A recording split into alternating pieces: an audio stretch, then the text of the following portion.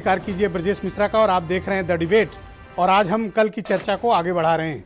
कल हम चर्चा कर रहे थे कि उत्तराखंड के मुख्यमंत्री त्रिवेंद्र सिंह रावत इस्तीफा देंगे, उनको हटाया जाएगा। और आज 3:50 पर उन्होंने अपना इस्तीफा उत्तराखंड की राज्यपाल बेबी रानी मौर्य को सौंप दिया है।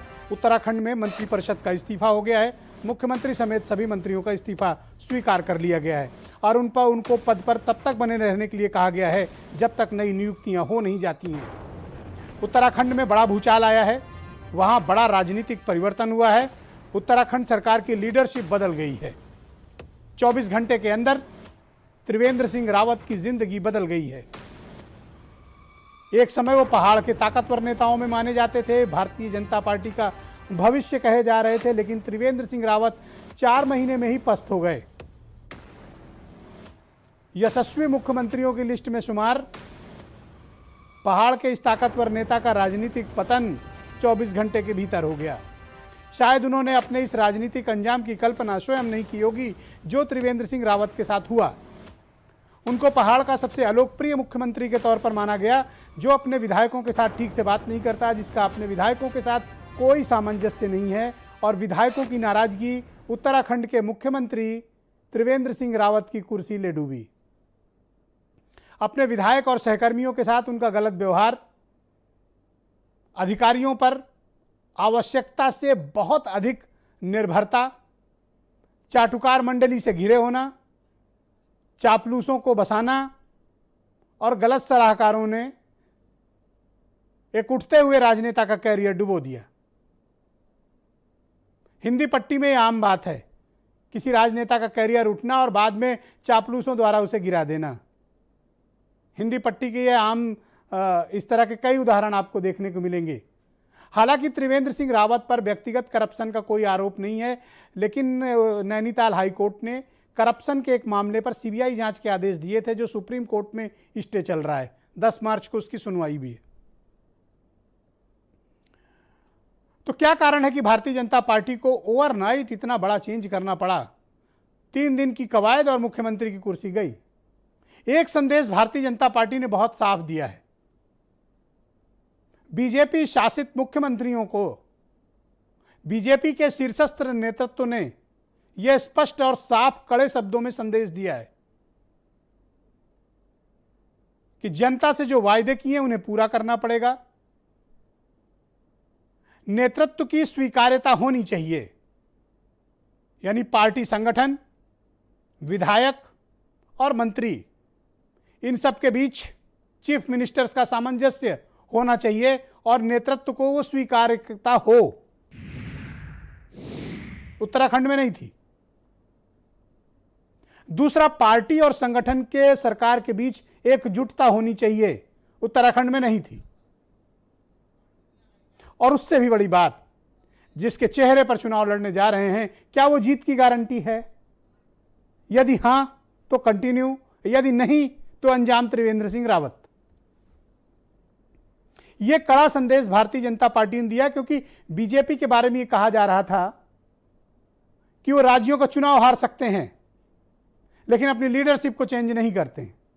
वसुंधरा राजे सिंधिया, शिवराज सिंह चौहान, डॉक्टर रमन सिंह, देवेंद्र फडणवीस, रघुवर दास, दीवार पर लिखा था कि इनकी सरकारें जा रही हैं, लेकिन बीजेपी ने अपनी लीडरशिप को चेंज नहीं किया था, नेतृत्व में कोई परिवर्तन नहीं किया था। लेकिन शायद इन 4-5 जगहों की हार के बाद बीजेपी ने अब यह स्वीकार लिया है कि अगर नेतृत्व का परिवर्तन करना पड़े तो करेंगे, लेकिन जीत सुनिश्चित करेंगे। तो संदेश बहुत साफ है सभी के लिए, तमाम यशस्वियों के लिए भी बहुत स्पष्ट संदेश है। काम करना पड़ेगा, विधायकों की नाराजगी दूर करनी पड़ेगी, मंत्रियों को काम देना पड़ेगा, सामंजस्य बिठाना पड़ेगा, व्यवहार ठीक रखना पड़ेगा, आचरण ठीक रखना पड़ेगा और अफसरों पर निर्भरता को कम करना पड़ेगा। जो ऐसा कर पाएंगे वो आगे चलेंगे, जो नहीं कर पाएंगे वो त्रिवेंद्र सिंह रावत होंगे। तो आखिर उनकी अलोकप्रियता का कारण क्या था? सबसे ताजा कारण बताया गया गैरसैंण को कमिश्नरी बनाना।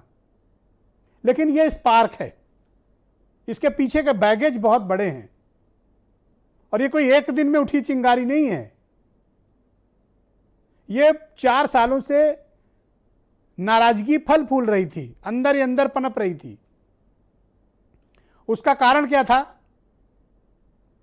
जनता से जो विकास के वायदे किए गए थे वो पूरे नहीं किए गए, नौकरियां नहीं दी गई, प्रशासन पर त्रिवेंद्र सिंह रावत की कोई पकड़ नहीं थी, चंद मुट्ठी भर अफसरों के नियंत्रण में पूरी सरकार चल रही थी जो खुद लाभान्वित थे। एक वर्ग विशेष के ही लोगों से मुख्यमंत्री बात करते थे, उन पर विभिन्न किस्म के आरोप थे, उनका व्यवहार और आचरण तानाशाही से भरा हुआ था जो उत्तराखंड के जनप्रतिनिधियों को स्वीकार्य नहीं था। और आज भी वो वीडियो लोगों के जहन में कौंध रहा है जब भरी मीटिंग में मुख्यमंत्री ने एक विधवा टीचर, सरकारी टीचर, महिला टीचर के साथ जिस प्रकार का आचरण और व्यवहार किया था। सत्ता का गुमान, कुर्सी का घमंड और सबको छोटा समझना, शायद ये सब बहुत कारण हैं कि तमाम सफाई के बाद भी अपने को ग्रामीण परिवेश के आने के बावजूद त्रिवेंद्र सिंह रावत सत्ता के ग्लैमर से चकाचौंध रह गए। वो हर समय ताकत का एहसास करते रहे। बीजेपी के भीतर उनके कई संरक्षक हैं, लेकिन जब त्रिवेंद्र रावत पर विपत्ति आई तो उनका फोन भी किसी ने नहीं उठाया, उनसे कोई मिला भी नहीं। और दिल्ली जब वो पहुंचे तो उन्हें 2 टूक संदेश दिया गया कि देहरादून वापस जाइए, इस्तीफा दीजिए।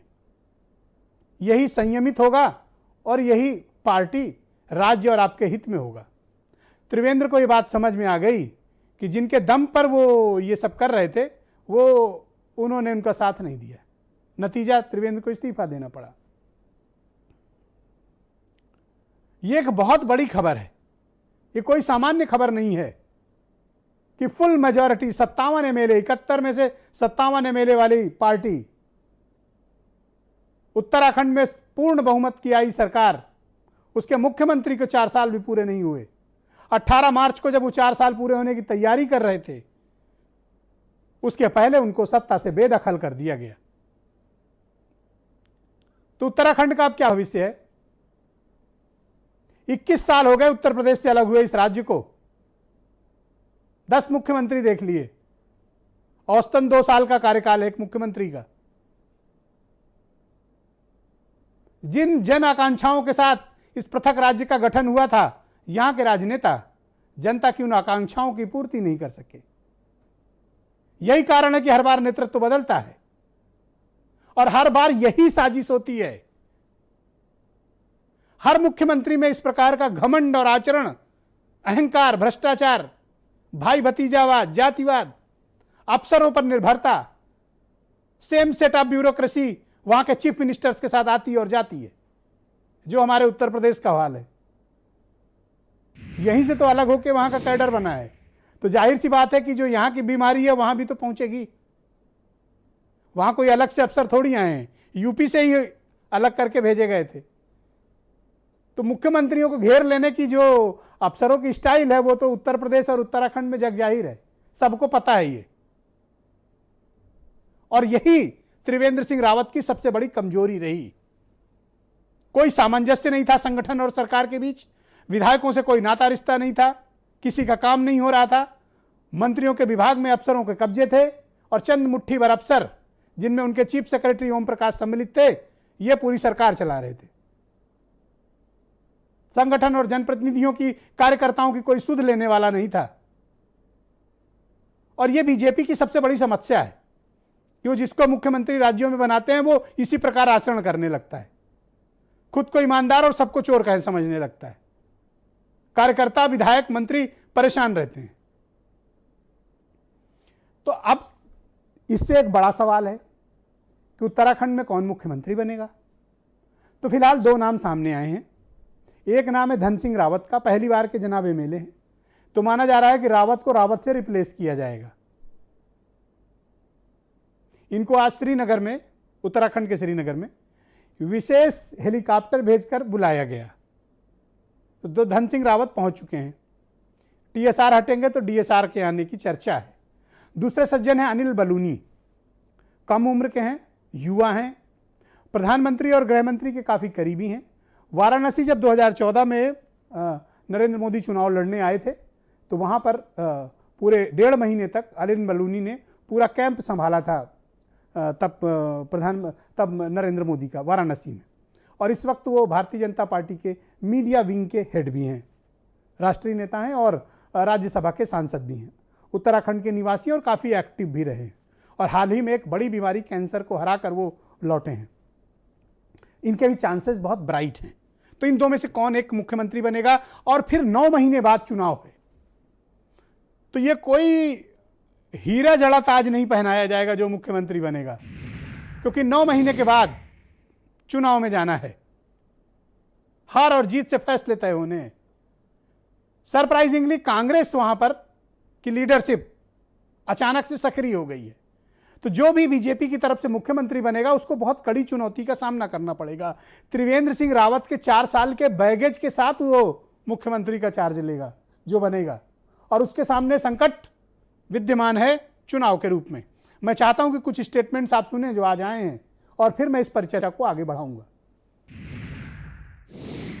लगभग 4 वर्ष से पार्टी ने मुझे मुख्यमंत्री के रूप में देवभूमि उत्तराखंड में सेवा करने का मौका दिया। ये मेरा परम सौभाग्य रहा है और मैं कहूं कि मेरे जीवन का एक स्वर्णिम अवसर मेरी पार्टी ने मुझे दिया। सामूहिक निर्णय होता है और इसका बहुत अच्छा जवाब आपको दिल्ली जाना पड़ेगा उसके लिए। जो हुआ है वो भी हमारी पार्टी के निर्देश पर हुआ है, आगे जो होगा वो भी हमारी पार्टी के निर्देश पर होगा। हम सब सिपाही की भूमिका पर रहते हैं। नहीं, कोई कहीं पर भी कोई आलोचना नहीं थी ऐसी, किसी विधायक ने नाराजगी नहीं, कभी किसी विधायक ने किसी फोरम पर नाराजगी व्यक्त नहीं की। क्या चेहरे बदल करके इन 4 सरकारों की जो सालों की असफलता है, जब राज्य की जनता के साथ आपने एक बड़ा छल किया। मोदी जी ने कहा डबल इंजन की सरकार बनाओ, लोगों ने विश्वास किया, पूर्ण बहुमत दिया। ऐसा बहुमत आज तक किसी को नहीं मिला था।